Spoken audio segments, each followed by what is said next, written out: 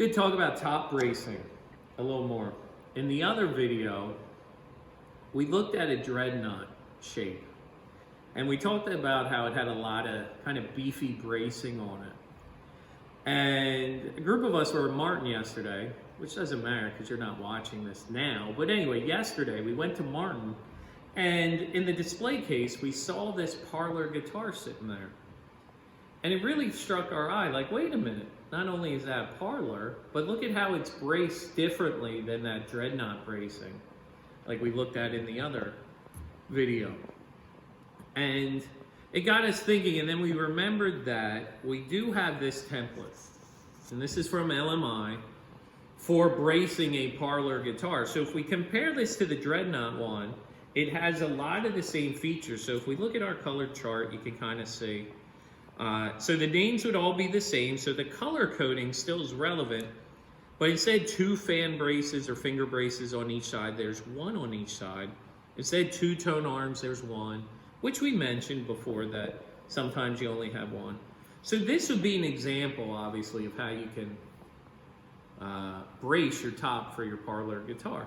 And this is kind of common, and again, it's not that different than dreadnought, but it is a little less because you're not as wide and not as long, so you don't need as much. But if we talk about this photo we saw at Martin, try drawing it out on this walnut top here. Is that a good angle? Instead of the X-brace stopping down here, kind of parallel to the sound hole, we went from the corner here all the way up to our transverse brace. So again, when you talk about when you try and connect bracing to bracing, you're gonna have a nice tight seam here. These 2 here are gonna be your thinner pieces, but then what's unique about trying this one is that your fan braces are really long, and instead of coming off of here, like they normally would, it's gonna come up to the X up here, and then instead of a thin piece here, have a big piece. So it's almost like having an X-brace joint here and here, and just not here. So it's a really interesting kind of concept. It was fun figuring this out. Here's your bridge. What's gonna be different about this is on this guy, your bridge plate is gonna stop at your X-brace. On this one, the bridge plate, I'm thinking we're gonna notch under the X-brace. So the bridge plate might get glued down first and then the X-brace on top. Similar to a ukulele, that you would notch it over that. And then we added this guy here because I just feel like this area here where you get a lot of vibration, just maybe not as big of a beefy brace, but something here to count for this tone arm. And you say, well, why not just do a tone arm? Well, the idea of this also is we're going to make it kind of pretty and symmetrical.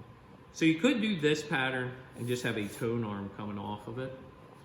Pretty cool idea, inspired by probably like a late 1800s Martin guitar, which is what ours is kind of based on.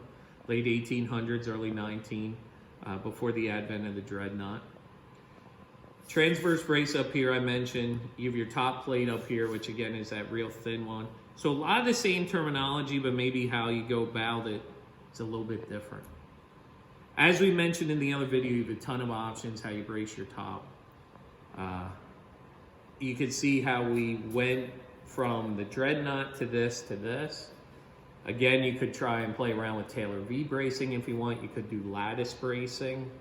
Bunch of different options you can play around with.